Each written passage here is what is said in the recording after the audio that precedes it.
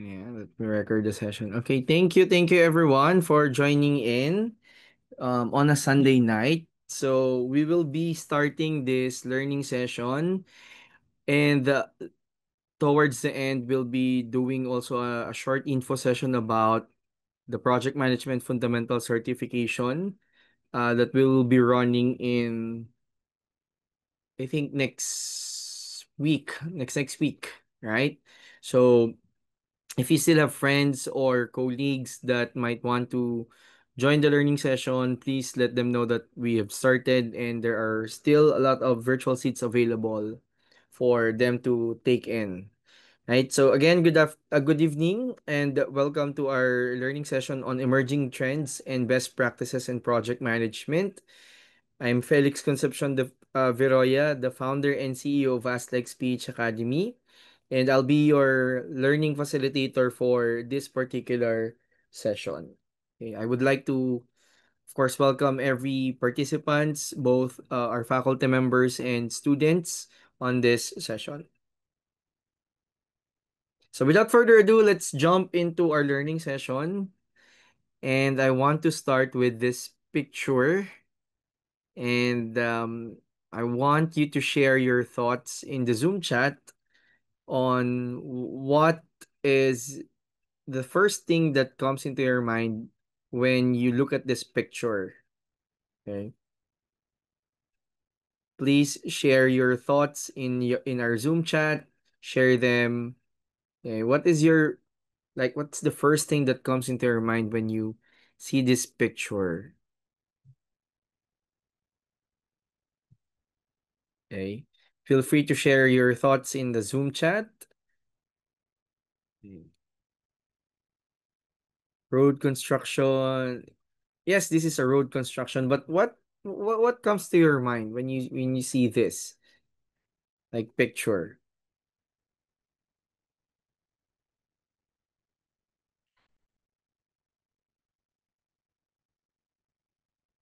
You know what? For me, whenever I see this picture or when I see a similar picture, an actual thing that's happening, when for example when I'm driving or maybe riding a public mode of transportation, I always think about why is this kind of project always happening when it's nearing election. That's one trend that I've noticed. I don't know if you've seen the pattern, but for me, on a personal note, that's what I have observed. Okay. And this thing, funny as it sounds, funny as the pattern may suggest, this is like one of the most basic kind of project that you will be seeing around. Okay. And this is exactly what project management is all about. Okay. Project management, just like what our topic tonight is, it's basically something that started in the construction practice, in specifically the civil engineering practice. So that's um, the idea about project management. But did you know that only 21% of companies and organizations have standardized project management systems, like, for example, what we call waterfall and agile, that's in place? I'm actually preparing for a meeting tomorrow with the client. This particular client has been our client for maybe about 3 years.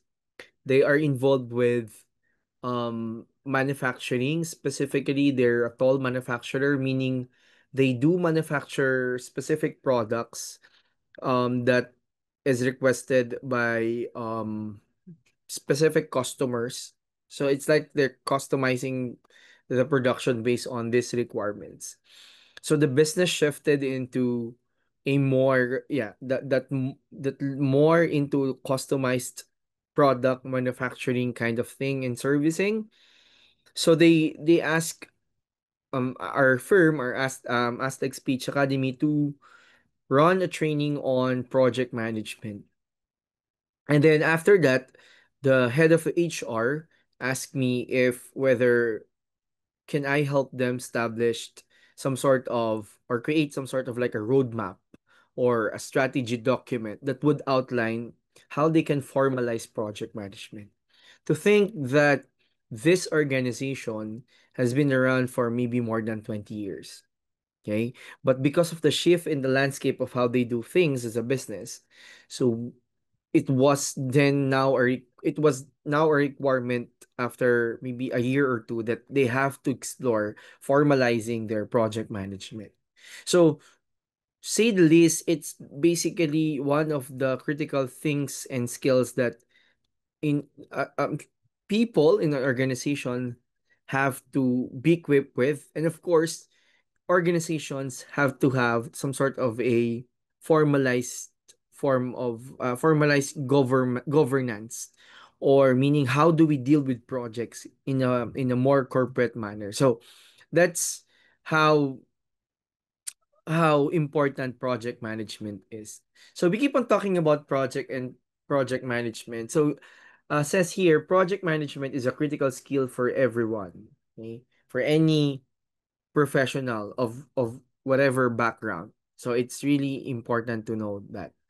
Now, let's first define in a formal note, coming from the definition of Project Management Institute or PMI, one of or na, probably the most credible, famous project management organization of all times. So they publish this particular handbook or body of knowledge called the Project Management Body of Knowledge.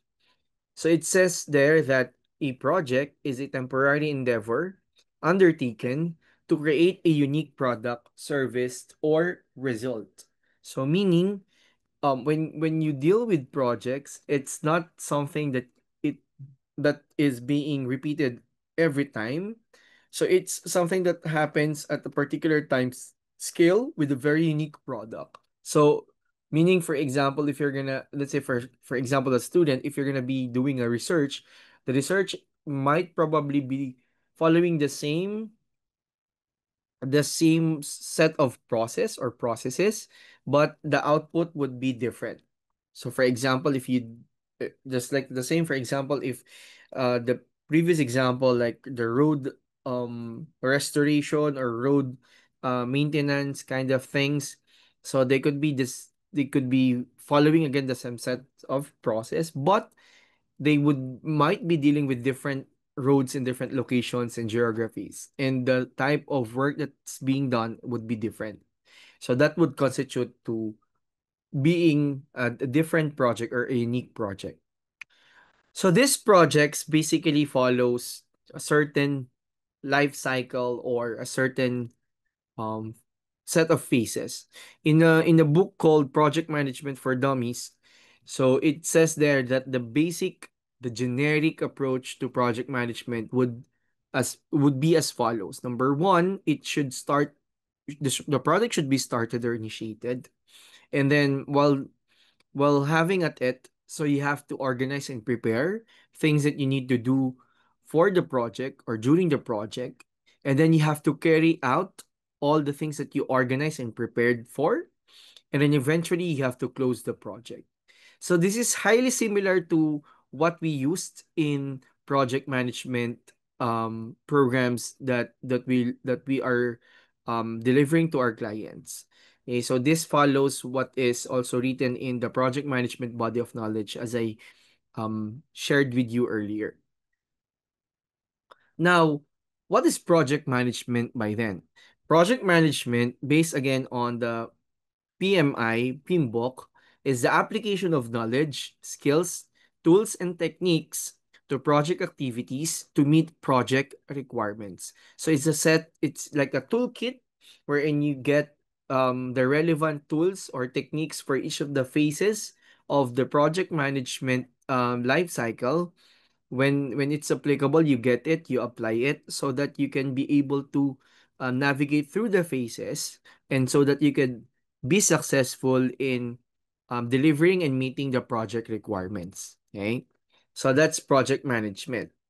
Now, when we talk about project management, there are three important constraints, or let's just say simply put as factors that we manage so that we could maintain and deliver a high level of quality for our projects. And these three constraints are as follows: it's time, scope, and cost. Okay. So if you look at this particular slide, so it means that if we are having difficulty making sure that the project would be finished on time, definitely scope and cost would be affected.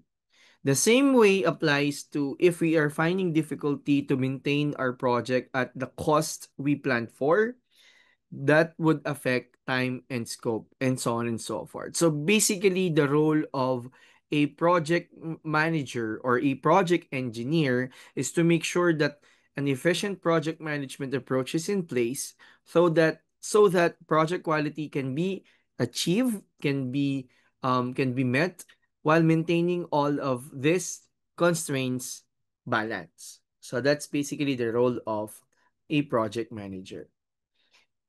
I don't know if you've seen this particular slide in social media, but I just took it from, I think, if it's not LinkedIn, Facebook.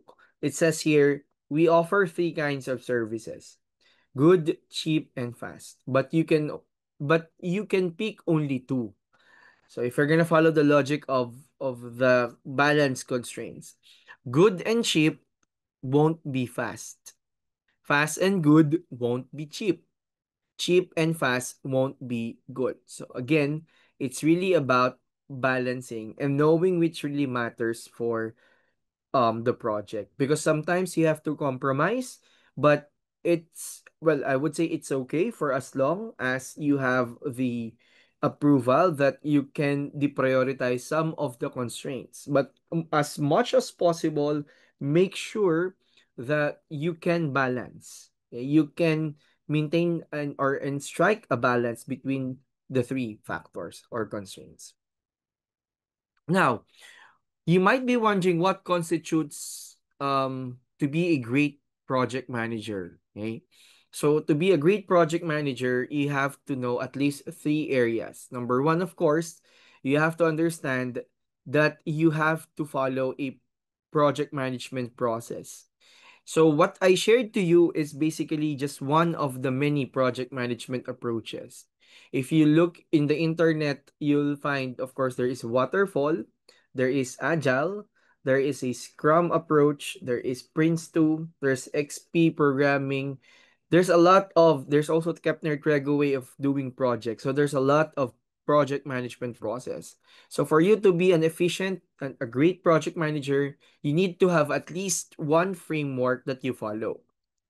That's number one. Number two, of course, you have to know and to be technical, to learn the technical side of things.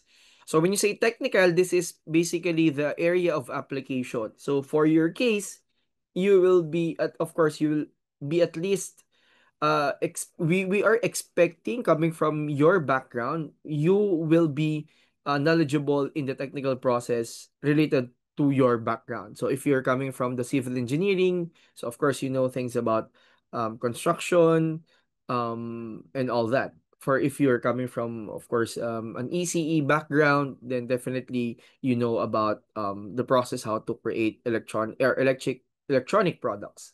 So same with mechanical engineering background or industrial engineering background. So it dwells on your technical skills. So you need that so that you can become a great project manager because you know the processes that are involved. That's the second one. The third one is leadership skills. I always tell my mentees that more than the tools and techniques that you know in project management, it's basically about leadership. It takes into account a lot of other skills that we need to tap so that we could say that we're very effective in managing the projects. So that having said, that would also overlap to certain leadership skills like leadership itself, managing your team. Of course, there's communication, there's what we call stakeholder management. There's also what we call quality management within project management. There's also what we call risk. Okay. So those kind of leadership skills and management skills are also needed so that we can say that yeah, we are an effective project manager. We can make this project happen. So again, that's PM process skills. What is the specific approach that you know relative to project management? Technical skills, what is my technical expertise when it relates to the types of process, product, or services that I handle or manage as projects? And of course, leadership skills. I know that these are the intertwined and overlapping leadership and management skills that can further make me an effective project manager. Okay. So the role of a project manager has so many so many subsections or branches. Okay. So it starts with, and it basically follows the general project life cycle, just like what I have shared with you. It starts with initiating the project all the way to closing it. So if you see the some of the major activities and tasks of a project manager, we have from developing the plan to communicating and providing regular updates to our stakeholders, establishing our project schedule, determining what methodology to use, just like what I mentioned earlier. There's a lot of methodologies that we can choose from. Managing the deliverables, so meaning making sure that all of the items listed as deliverables in our project will be achieved and will be delivered.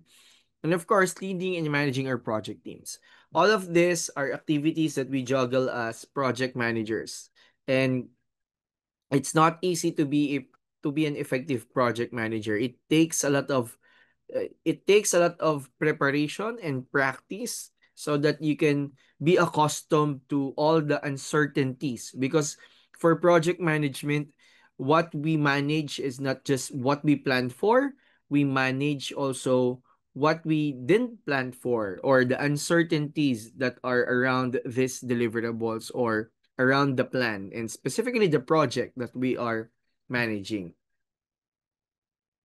Okay, sorry, I didn't able to update this, but let me quickly update it. So it should say 2025 and beyond. So let me just update it very quickly. Okay.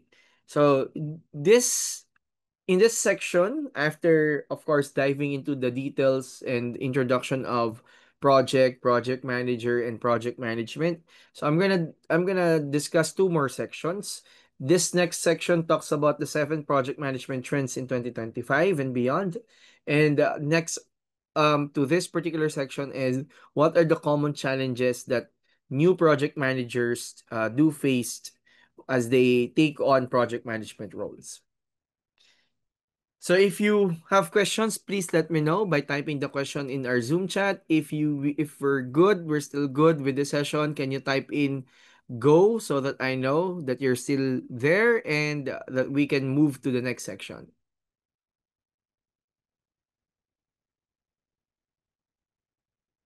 All right. Thank you so much for your responses. Now, let's have a little dive into the seven project management trends in 2025. So I have listed here, coming from several literature and of course references that we use to prepare for the material. So there are seven trends for project management, and these are: resource planning is becoming more and more important. Number two, knowledge sharing continues on the rise. Number three, agile and hybrid methods continue to gain importance. Number four, remote working and hybrid work environments are here to stay. Number five, change management is becoming more important. Number six, the PMO is becoming more strategic. And number seven, using PM tools is becoming easier, or project management tools. So this might not be very customized to your background, but please just take whatever you think is applicable, so that we maximize all whatever information is presented to us. Okay? So let's have a look into each of the items here. So number one is resource planning is becoming more and more important. So what do we mean by resource planning? So basically, resource planning is planning for all the resources that we will be needing coming from the man component of it, the method component, measurement, material, um, machines, and environment. So, of course, when we talk about planning, there are three levels that are involved. We have strategic, tactical, and operational planning. And this is where we become integrated with the planning process. So we look into both all the three levels. So meaning before we do and deploy any activity or to commit or to do any project, it's very important that we have accounted for all what we need, right? When it comes to all the resources that I have mentioned. Okay, so most of the time we veer away and just look away from what are the things that we need to prepare for, which basically makes the entire project management inefficient. Okay, so that's number one. So we have to be uh, prepared and we have to make plans in at least three levels from strategic all the way to the basic day in day out, which is the operational. So good resource management will only work together in interaction between the project manager, the team leader, the team member, and the project management office. So lay the foundations with processes and tools. So how do we contextualize this particular remarks here? So in a formal project management organization, there are certain roles that you are playing. Sometimes the project manager is not exactly the project leader. In my case, in my experience, I had my fair share of probably 3 or 4 years. I am a project manager. I do assist other project leaders, probably 6 to 8 people at the same time. And then I do have my own projects, maybe two of them. So at a given time, I'm I am dealing with juggling with 8 to 10 projects.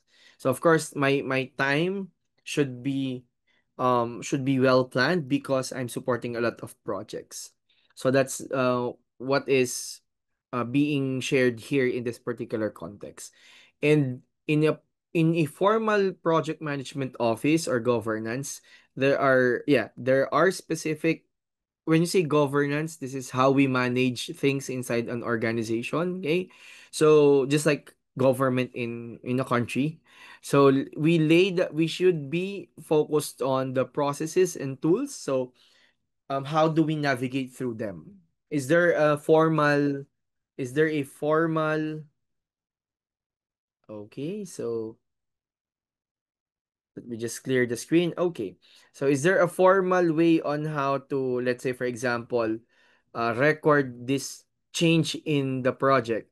Is there a formal way to assess the risk of associated with the project? Are there specific processes? Are there specific tools?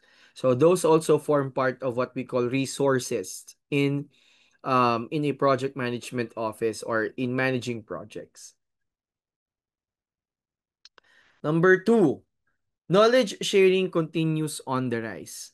So, if you can still remember the context of this particular client that I'm sharing you earlier, so we did this training, we asked for their feedback, and then eventually I had to deploy a formal project management survey because we need to capture what they have to say with all the required facets or areas of project management.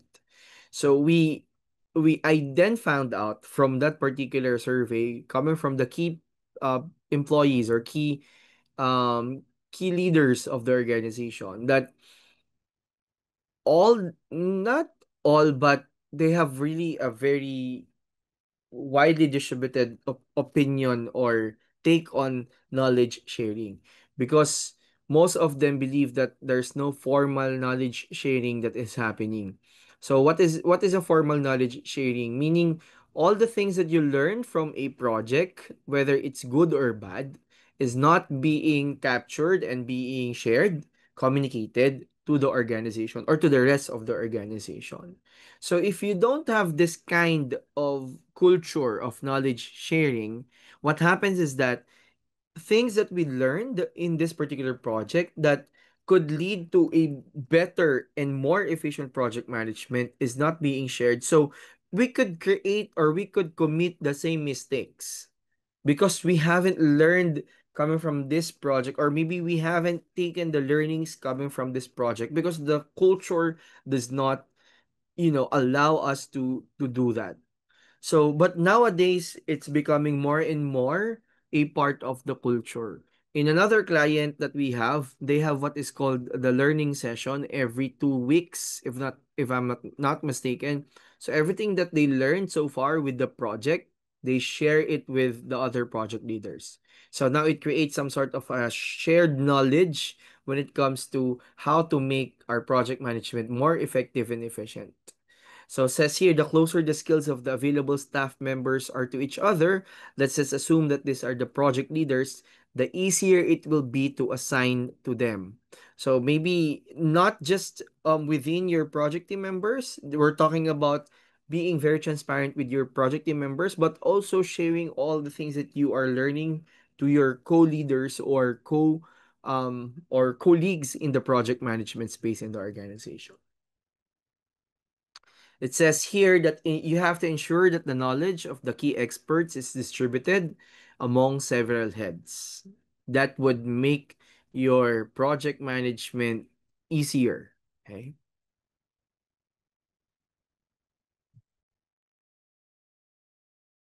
So next one is agile and hybrid methods continue to gain importance. So when you say waterfall method, it's basically one phase after the other. That's why it's called waterfall. Okay. So it's from initiation to planning to executing to or monitoring, controlling, all the way to closing. So when you say agile, agile basically combines or makes some of the process being done simultaneously, and of course applications of a faster project life cycle and whatnot. Reviews are being done more frequent compared to the typical waterfall approach. So that's agile. And of course, there's hybrid method. So meaning you are following, let's say, a traditional project management approach, let's say waterfall, but within that particular approach, you are also using agile methodologies. So basically, this is how it looks like nowadays. So meaning we are free to switch from traditional planning or traditional project management approaches to more hybrid, more flexible, more agile frameworks and practices. Okay? Which would basically enable flexibility, just like what I mentioned, to the projects that we are handling. Okay? So that's the idea for number 3. So look into agile methods and consider what you might be able to adopt at your company. For example, synchronized planning of teams.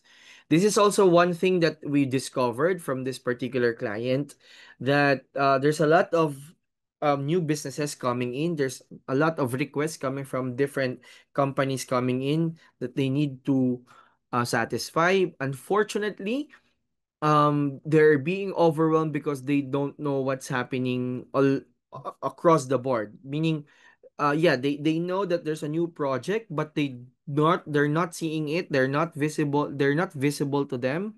They don't know which one is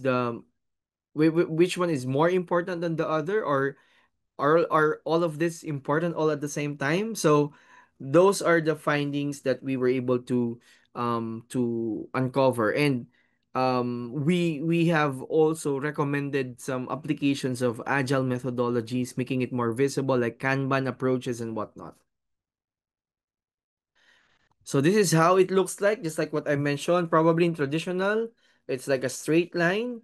But for agile, you see that the green ones were inserted in between the arrowheads or the blocks, which basically means that you are reviewing, that you are testing, you are gathering insights and feedbacks so that you can make the iteration better in a shorter period of time. Okay? So that's basically what it means by having it as hybrid approach. Okay. So as mentioned here, hybrid systems are often the appropriate solution to managing complex problems or complex projects in the project management space. So inform yourself to find out which of your projects are appropriate for hybrid approaches and what this combination could look like in your case or in your areas of application. Okay? Number 4, this might not be applicable for everyone, but for what it's worth, remote working and hybrid work environments are here to stay, especially for those who can afford to manage projects remotely. So employees will continue to demand the best of both worlds of working in office and from home, says the Work Trend Index conducted by Microsoft. So you see here more and more people, if applicable, are leaning into working from home. Okay, so whenever applicable, projects that can be managed from home. Well, we can do that if the resources, if the projects allow us to do so. Okay. So when working from home, hold more. But if you are now managing a team that works on a remote setup of some sort, so it's recommended to have a short or regular meetings for substantive topics. Personal calls will help you feel how the team is doing. Switch off cameras will only cause greater distance in a virtual meeting. And this is again if you're managing remote teams for project management. Turn on the camera and encourage your colleagues to do the same for a more human approach to the new situation. Number 5 out of the 7 trends, change management is becoming more important. So this is a comparison probably of the traditional project management and the change management landscape. So it says here, under project management, taking care of finding a suitable solution as well as efficient implementation within the framework of the set goals, deadlines, and costs. So that's basically how we define project management. But change management is taking care of the people involved so that the solution created is also accepted and used beneficially. So change is always part of any project. Why? Because as we defined it, um, and a project is always unique. So the output is always unique, and the output as it integrates to the system creates the change. So for example, you want to do or you want to implement a new software for an enrollment process in your school, or probably you want to implement a new bidding process for a segment of your work. So there's going to be a new thing that you will introduce. There will be changes. So what we're trying to say here is that if this happens, and it will always happen, you have to make sure that people are onboarded of what's going to change and what's going to happen as a result of this change. Because that would help you and better position you to have lesser resistance when it comes to people who are involved in this particular process or change. So to make projects successful, it is indispensable to duly address the change process in the organization in parallel to the actual content implementation, or on top of just implementing and just taking care of the implementation of the project. Okay? So change management serves to improve the acceptance of the project outcome. Sometimes you have a very good project, but when you try to implement it, it basically has so much of resistance, too high resistance, because we haven't considered this part of managing the change that would be arising or surfacing as a product of what we're trying to do. So again, you have to always anticipate the change and how to manage them. Okay? In change projects, Ensure from the beginning that the people affected by the changes are properly prepared and assisted. And this talks about what we call stakeholder management, which we will be talking also in a short while after this particular section. Number 6 out of 7, the project management is becoming more strategic. So not all organizations has what it's called the project management office or the formal project management group. So I think that the main idea of this particular slide would be you have to put up a formal project management organization, especially if you're really dealing with a lot of projects as an organization. Okay. In this context, successful strategic capacity planning requires an enterprise-wide resource overview and good skills management, which can be found in formal project management organizations or offices. Okay. So there has to be a way on how to start a project. There has to be a formal governance. You have to be equipped with tools and resources. That's everything that I've shared so far. And that would go up and flow up into what we call a formal project management office or organization. Ensure from the top down that failed projects can be recognized as such and aborted. This requires a cultural change throughout company that takes away the project's managers' fear of failure, especially if, again, the culture of project management is in place within the organization. Okay.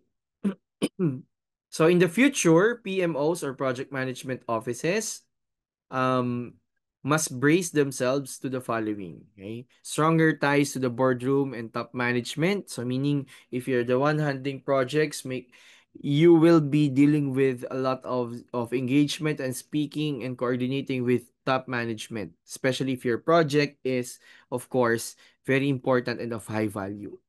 Um, it's not just about creating standards and reports, it's really making things happen. You'll be involved with a lot of coordination and especially in resource management. You will be involved in stronger portfolio management. So portfolio is like a cluster or group of high profile of projects in general. But of course, if you talk about portfolio, the one that matters would be the high value portfolios or the projects that is producing or will be generating a high level of impact to the organization. So in the future, project management offices or project managers will be using flexible project management tools and methods. Individual support will be needed by or will be required by project managers coming from their formal project management organizations, especially in the application of hybrid processes and methodologies. And as mentioned also earlier, lessons learned are to be applied and ongoing adjustments to be made by the project management office or whoever curates and shares this kind of lessons learned. So that's number 6. And last, 7 out of 7, use of project management tools is becoming easier. So there's a lot of project management tools available. So we have MS Project, probably heavy on when it comes to technical project management. There's Primavera. There's also, well, the usual project management softwares that we come to contact with, like Jira. We have Monday.com. So there's also Kanban-based, cloud-based project management tool. So it's basically now becoming a norm to use these tools. Okay, they're easier to use, easy to install. Um, they're basically they enable better collaboration. Okay, you could see the data, the information that you need in simple view. So these are things that this project management tools can offer, and that could be of help to us when we are trying to really manage our projects. So get acquainted with appropriate cloud-based tools for your project management. And if you're here as a student, if you're here as a professional that you want to progress in project management, I would highly suggest that you start be familiar with these tools because it's a requirement if you really want to take on project management roles in the industry. Okay? So again, these are the list of things and trends that we are seeing to happen from 2025 and beyond. So from resource planning all the way to the use of PM tools, this will really happen in the next 5-10 years. Now, that's the second section, and I'm gonna move on quickly on the last section of my learning of our learning session, and that's the 5 common mistakes that new project managers or project management practitioners make. And this five are as follows: failing to communicate, overlooking stakeholders, managing expectations, not updating the schedule, and not managing change. So you would see that this some of this are reinforcement of the trends. Okay? So number one is we fail to communicate as project managers and leaders. So we need to keep on talking about our team about the work that we need to do, the updates and whatnot, because you have to make sure that your team members and your other stakeholders are always on boarded with what's happening. So there's no such thing as over communication when it comes to project management. And we have to make use of tools like communication plans so that it becomes more effective in the process of communicating these updates, changes, and whatnot. Next would be stakeholder management. So the key question here is, have we really identified everyone that should be involved in our project? I have done projects in the past that I was not able to consider the stakeholders. So what happened is that they were not supportive of the project when the time that I asked them to support me, because it's like midway of the project. So they felt that, you just need me now because you just need me. That's it. So make sure that we have identified and onboarded the people that we need to identify as stakeholders for our project. So that is where these tools called stakeholder analysis and matrix would be very helpful. So we list down all the people that's going to be involved, and we try to assess how we can manage them based on their level of interest and their level of power. So meaning, depending on the level of interest and power, we might be ending up managing them closely, or keeping them satisfied, or monitoring them with very minimal effort, or just keeping them informed. So this particular tool will give us an advantage of, really getting the support that we need to make our project work, or to make our project materialize. For our expectations, to level the expectations of the stakeholders, we have to again make sure that everyone knows what is coming, to onboard them, communicate with them, engage with them. So that's really part of the regular things that we do as project managers. So simple, make everyone on board. Okay. Next is not updating our schedule. So meaning there we have tendencies to cover up for some of the delays. I'm not quite sure if it's just me, or maybe also might be applicable to you as well. But it says here, keep your plans up to date so everyone knows what is happening. Our schedule is, so when we talk about project, we always have this notion that it's all about time. And it's probably always, most of the time, the case, because what we do is to complete the project on time. That's why we always revert back to the time element. Okay, so you have to make sure that you're updating your plan, okay, as a schedule, as what you are experiencing, what's happening in your projects. So that is where tools like Gantt charts or other tools like EVMs will be much applicable. So when I started handling projects, it's simple as this. As we track it, we also experience using some platforms like MS Project, or a very specialized platform for our improvement projects. So The thing is that it has to be updated. Everyone should be knowledgeable. Everyone should be onboarded on what's happening, and they're seeing what's happening through that particular visualization of your schedule. So last is for change management.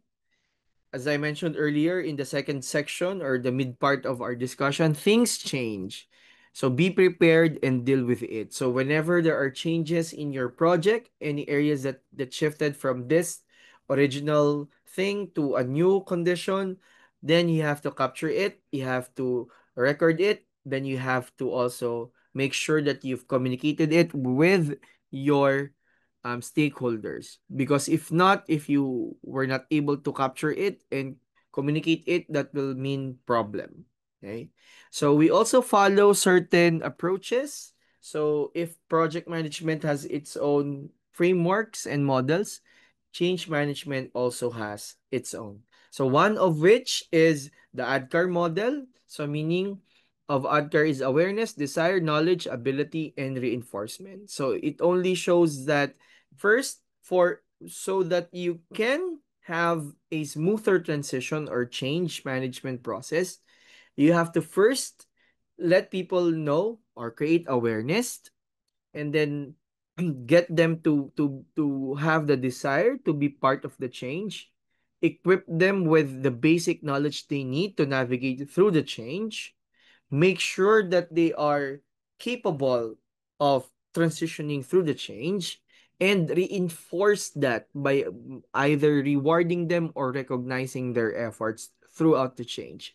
So that's basically how the ADKAR model works for change management. And you might want to adopt also this kind of process. So again, the five commonly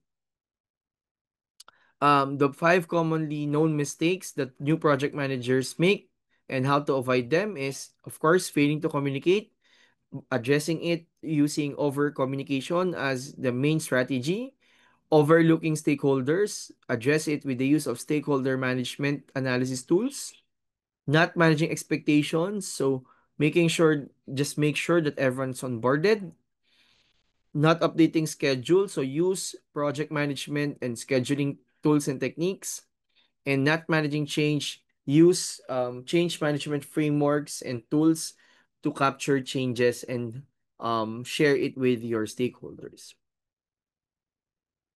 Again, project management is a critical skill for everyone, and we have to always update ourselves on what are the latest trends, what are the latest developments and progress when it comes to how do we manage our project.